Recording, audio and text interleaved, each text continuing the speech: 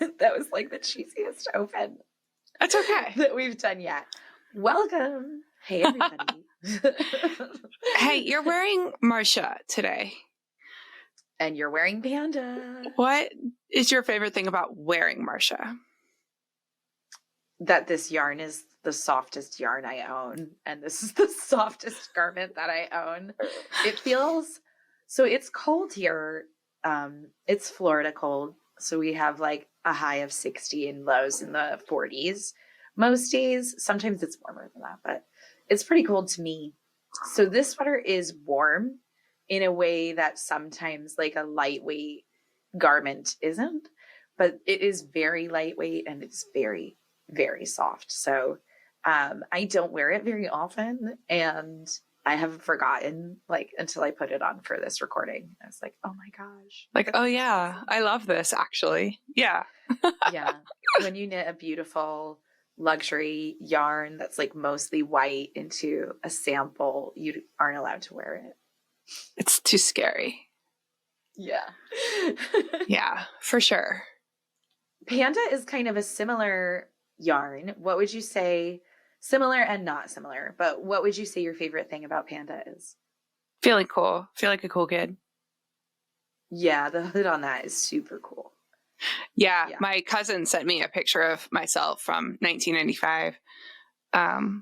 So I'm particularly relishing feeling cool now because I am not cool in this picture from 1995. In fact, I spent a full 45 seconds trying to figure out why I looked so weird, but that was my mom and I was the dork next to her. So I was like, I don't remember my hair being this long in 1995. Nope. Mm-mm. That was Jen's mom. I never had long curly hair, ever. Never. That was mom. Yeah. It is true whenever I look at pictures now of my childhood, I'm like, my parents are so young. And then I'm like, damn it, I'm older now than they were. But, I think you're right about white, right? So lots of people know I teach a garment class on what to wear, what to make that you'll actually wear. And for me, that's such a big part about sustainability. And a lot of times white can make us not wear our garments, right? Yeah. I mean, if we're afraid to get something to ruin something, I will say my personal wardrobe is almost all light colors. When we do the wash, you separate your lights and darks. And basically the dark load is all Candace's clothes and the light load is like all mine. There's a few exceptions, it's not like I don't own black jeans, but I realized even when I was like pretty young that I really liked wearing light colors. I think they look better on me. And so I got one, like just used to it that sometimes you're going to spill something. 2, good at laundry. You got to know how to get the things out. And then 3, just like more careful when I eat, like more aware of if I'm wearing something. And if I'm really worried, I have used a napkin as a bib. I don't care. I don't care if I look dorky eating the thing. I want to look good after. Right? Especially if it's going to take 80 hours to make the shirt, right? Yes. But, my Alice tee is essentially white. It's like a very pale gray, blue, pink mix. But I do wear it a lot. But I can launder that. I can put that through the wash and the dryer. It's like a lot easier to deal with. So yeah. Depends. But the reason I'm not allowed to wear this is different. But what were you going to say about wearing light colors in your wardrobe class? Basically just that, if we want to make fewer clothes, which I find is the key to sustainability, it's just less stuff. Mm-hmm. That making things that you actually wear is key. And then part of that is figuring out where you're going to wear things and matching the circumstances that you need that garment to do for you, like to the garment itself, right? So like if I want to wear something all day, every day, it needs to be a dark color because I am not as graceful as like you, my friend. Like the couch. I entered into my relationship with my stepkids and my girlfriend with like, you know, a dusty pink couch and like all of these things that Candace is like, when we shop for furniture now, she's just like, no. No. But I think so. You basically summed up our whole sustainability conversation in one sentence there. Thanks. But we've been talking about sustainability with y'all online this week, which has been a really enriching conversation. Thanks for participating in that with us. And whenever this episode is airing, it was the week that we were talking about sustainability on Instagram that we filmed it. And a lot of people have said the same thing. Like, rather than necessarily worrying about every single skein of yarn being like the most perfectly sustainable skein of yarn, looking at consumption is always a huge part of sustainability, right? Reduce, reuse, recycle. And in the reuse category, I really like to think of like that meaning many uses need to come out of the things that I make. So I do knit a lot of light garments, but I am willing to wear light colors. And I know that about myself. And I know I might even wear those light colors more regularly. And so that to me is important. But I do also consider when I'm making a light garment, how comfortable am I going to be wearing this in the way I imagine wearing it? And like a washable cotton tee gets a lot more use in my wardrobe than like my Therese dress, which is a very pale tencel. But that is for more special occasions. And in those times that I wear it, I'm able to treat it more delicately, right?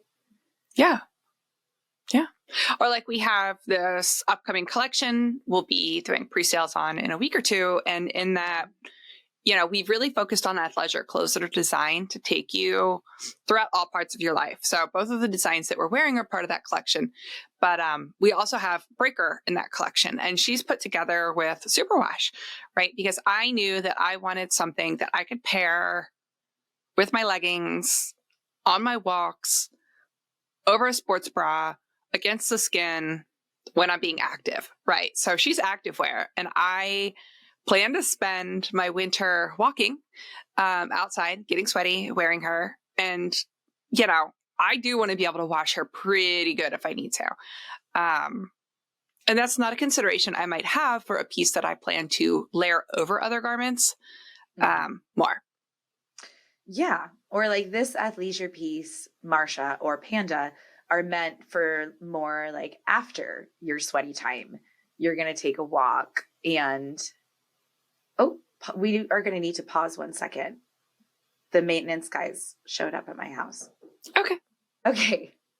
Sorry about that, y'all. So what I was saying about Marsha and Panda in our athleisure collection, these are pieces that we imagine you layering over like your yoga gear or your active wear that you've just gotten sweaty in. So when you're leaving the gym and you've had that moment to towel off or maybe even shower, like what is the cozy layering piece that you're going to grab after your cool down? And so that's a very different use than like a sweatshirt style sweater that I want to wear on my walk, or maybe even bring with me like for my run and layer up and down, you know?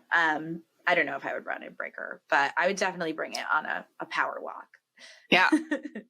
You know, I feel really unapologetic about these designs too, because they're not going to be as universally reached for, maybe, as something you can wear to the office, but they're unapologetically for you, the maker, right? They're extremely comfortable. They're playful. They're experimental. You know, there are tons of Aran sweaters you can wear everywhere, right? So, you know, in some ways, I feel like this collection of designs is a little bit more, but a little bit more niche and also more useful than some of the other things that I'm afraid to wear. Yeah. And when we talk about, so I think that one, like if we're really looking at sustainability, then we have to focus on how our needs and how our lives and our lifestyles are changing.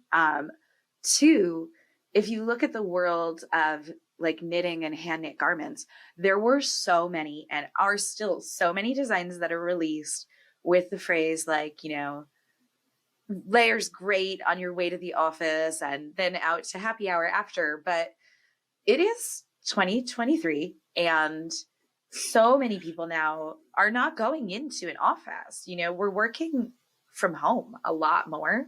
We're looking to be comfortable. We want to be put together. Yeah. And I would wear this on a call. I mean, listen, I've never had an office job. I don't know what you're supposed to wear. You're supposed to wear Marcia. Yeah, you're nailing it. Yeah, I think you could wear Marcia on a conference call in today's day and age when you are working from home. Like, I'm pretty sure the requirement is just to look like nicely put together. But you know, we're all moving more and more into like leisure wear as everyday wear, and having knits that actually match those pieces. I think that's one of the most sustainable things that we can do. Yeah. You mentioned superwash yarn. That was a spicy topic. More so than I thought. Like, y'all really had a lot to say. And I agree with a lot of points. If we're going to compare superwash yarn to non-superwash wool to organic cotton, it doesn't hold up as well in the sustainability category, talking about a sustainable purchase. However, if you, and people had this to say as well, if you compare superwash yarn to the acrylic sweaters that are being sold to a sweatshirt that someone buys from a big box store that is made of like almost all acrylic fiber, superwash wool is a lot more sustainable than that choice. A superwash wool sweater that you've made yourself is going to last many, many, many, many more years than a zip up hoodie that you buy from fast fashion. Yes, a zip up hoodie from fast fashion can last several years, but I have worn through plenty of them, even high end ones, far before I would wear through a superwash sweater. Yeah. I don't think I ever have worn through a superwash sweater. Have you? No, I haven't. Socks, yes. I don't have that many sweaters for myself, so I'm not necessarily being fair, but the only one that I have that I actually wear from before I started designing is superwash, and there's not a thing wrong with it. You know, somebody told me once, I don't stash superwash, and I have adopted that as a personal rule too. I will buy it to knit with it if I have a project I'm going to cast on, but I don't stash it. And for me, that feels like a really good balance. I'm getting the properties of that yarn when I need and want them. And I'm not kind of contributing unnecessarily to a supply chain that is maybe less desirable. Whereas if I'm stashing non-superwash wool, you know, particularly US grown, so I didn't have to go overseas, milled here in the US, like that I can feel pretty good about. Like that just counts as like carbon sequestration, right? So yeah, shout out to Forest Lane Fiber. It's one of the great yarn dyers that we love, who's doing domestic wool. Yeah. So it's Emily from Wool and Palette. Mm-hmm. Yeah, another dyer that we really love. Thank you. Mm-hmm. So this reminds me of a comment that we got from Juliet. Let me read that. Cool. So where is that? I love the name Juliet. Just saying. I didn't screenshot Juliet's comment. I'm such a dork. Why am I still the person doing the comments? Juliet said, so Juliet Picot Designs, she's another knitwear designer and we're a big fan. And she chimed in on our sustainability conversation and said essentially the same thing. As a designer, she's trying to stash less overall because having a stash is not really in line with the values of sustainability. We have a comment from Emily, who's also a designer, and this is why I didn't screenshot Juliet. So Emily said, a really big part of sustainability for me is just being moderate in the quantity of clothes I make and buy, thinking about longevity and factoring that in when I'm making materials choices. Yes, that sock yarn has some nylon in it, but a pair of socks made with it will last longer than most pure wool yarns and way longer than commercial socks. On the other hand, that pure linen might cost a bit more, but a dress made from it will be a timeless staple and last for years. There's no perfectly pure choices, but simply stepping away from overconsumption does a lot for sustainability. And that's absolutely true. I know that I really try not to add to my stash. Like when I got into knitting in my early 20s is when I like super got into knitting. And that was also in the early aughts, and sustainability was a lot less of a conversation then. Not to say I didn't care about it, but I didn't have the awareness at 22 that I have at 38, you know? Sure. Yeah. So I stashed a lot back then. You know, I would participate in all the big sales and I would get excited about different colors. And I still have a lot of that stash. I've given it away, I've donated, but I also keep anything that I could see myself using in the future. So by the time I became a designer, like I've really gotten to a point where I try and only buy for specific projects. Or if I want to try out a yarn, because as designers, it can be really helpful to have some amount of yarns around that might be unusual or that we might be interested in working with. So I'll buy single skeins, but I won't buy sweater quantities without knowing like what sweater that's going to be. Yeah, I think in a lot of ways, one of the things that contributes to home knitters being able to participate in sustainability is dyers who do repeatable colorways for just that reason. Mm-hmm. Yeah. I think that's a good point. And it's something I've thought about less. I mean, I suppose that, the way I see it when people are doing these like limited edition colors and stuff is just if it aligns with the time that I get to cast on, then I'll cast it on. You know? Marcia is actually a limited edition colorway, but it's one that Sylvia repeats every year. Sylvia is the dyer who made this from Camellia Fiber Company, another brand that we really love.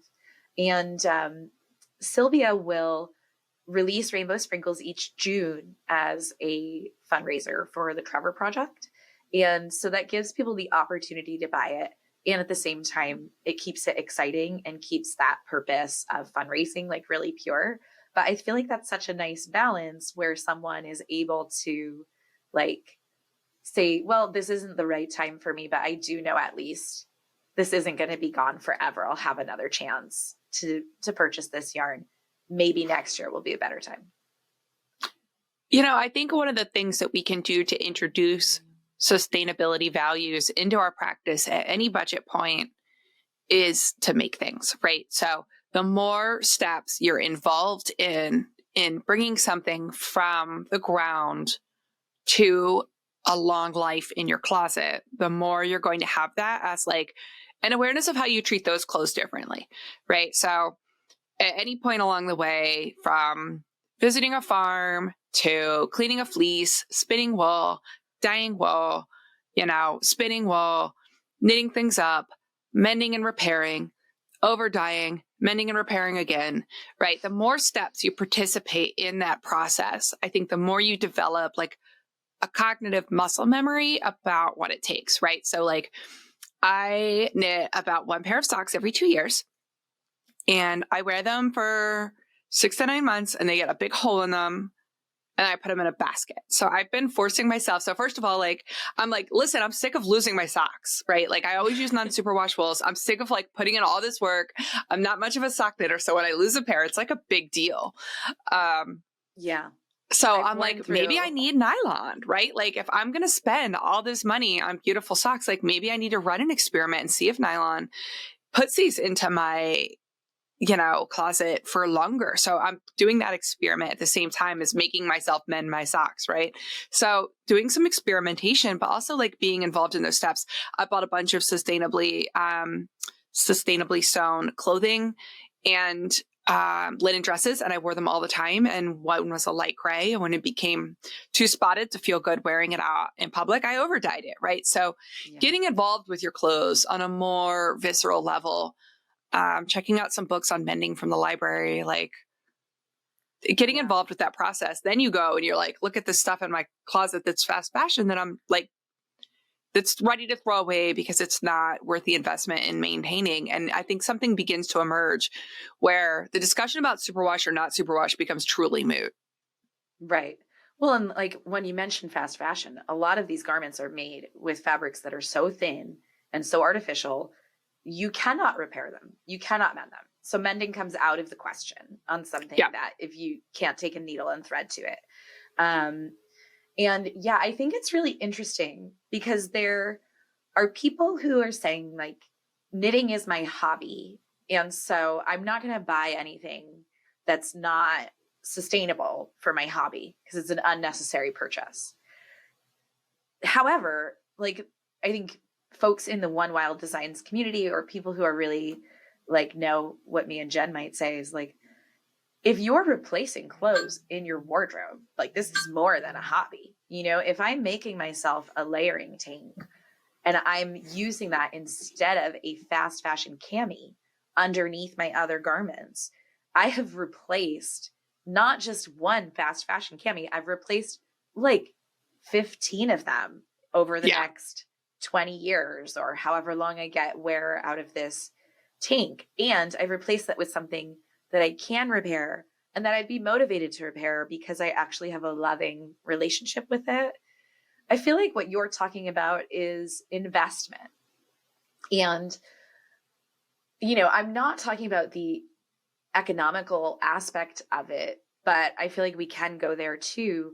However, even though I've investing yourself in something, like the act of investing. Yeah. Investing your time or your money into a garment does give you more of an attachment and more motivation to keep that garment. So I have never been someone that has a huge budget for clothes.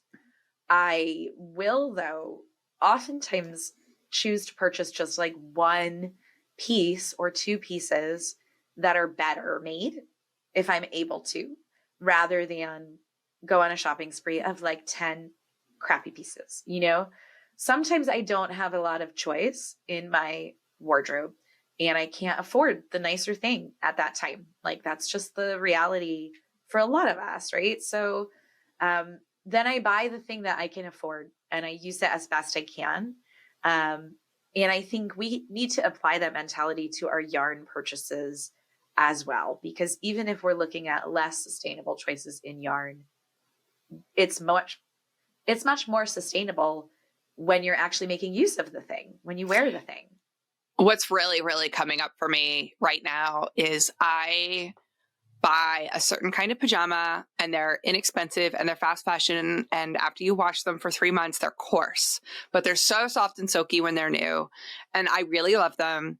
But I buy several pairs a year. I've always thought, I should replace this with like really nice pajamas. But then I'm like, but my pajamas wear out so quick. That seems like a waste of money.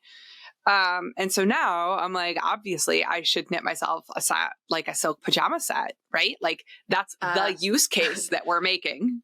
I recommend it. You know, I've knit myself silk pajamas. Yeah. I have a silk slip pattern out there, the Renard silk dress. It's one of my first. I feel like I've talked about my patterns so much this episode. Sorry. I'm just thinking about that back catalog as we get ready to merge our online shop. Right. But the Renard silk dress is one of my first ever patterns. It was, people really, really loved it and still love it. It's much more simple than a lot of the things I design now. And one day I may redesign it. However, the whole point of that garment was to be pajamas. It was to replace my pajamas. And I have slept in it many times. I have two, and I sleep in both of them. And I wear them like a lot. And I have other hand knit pajamas. I will say, if you knit yourself silk pajamas, they're more comfortable than hand knit like cotton when your bum is on them. Yeah. I have organic cotton shorts that I've knit myself as part of a pajama set. And I do wear them a lot, but when I'm sitting on them, they're not like, you know, you can feel the pearl bumps a little on your butt, which you're either okay with or you're not. I'm not. Yeah. But yeah, there's something to be said for like, can we make that investment of time when we don't necessarily have the investment of money? Or if we are investing our money anyway in knitting, I think the thing that gets to me is like, why knit just the same type of thing over and over and over again and amass like 100 of the same style of sweater, right? Is that sustainable? Because how many sweaters do we really need in our wardrobe? And we're going to keep releasing sweater patterns. And I hope people keep buying them. But I hope that when people are knitting our sweaters, they're like finding those 6 perfect sweaters for them that will then last them for several years. And then maybe they decide to replace one because their style has changed, or maybe something happens and one gets harmed in some way. And so they knit another one. And when you're not knitting sweaters, you know, that's why as a designer, I release tees, I release tanks. Replacing those items in my wardrobe feels really good to me because that is a sustainable, you know, a sustainable choice for me.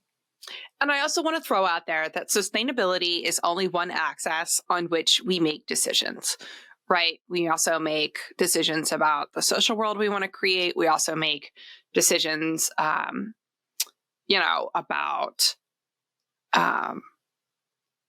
our financial sustainability. You know, there's just all sorts of axes and values that we bring to knitting because we're whole people. And so, yes, we're talking about sustainability today from an environmental standpoint, but we're also talking about it, but I want to specifically name that there are other dynamics, and that the sustainability is not the only reason to make things or the only valuable lens to use when making a purchasing decision. Absolutely. Absolutely. Joe Lior did comment and mentioned that I don't have that comment, so I don't know your pronouns, Joe Lior. So I'm going to use they just to cover all bases. However, they said that they're supporting a local dyer who is one of the only local dyers who's a queer dyer also. And that person may or may not be offering superwash yarn, or may or may not be offering sustainable in every aspect. But that dyer is doing some things in a great way, and also like supporting other marginalized makers or other local businesses.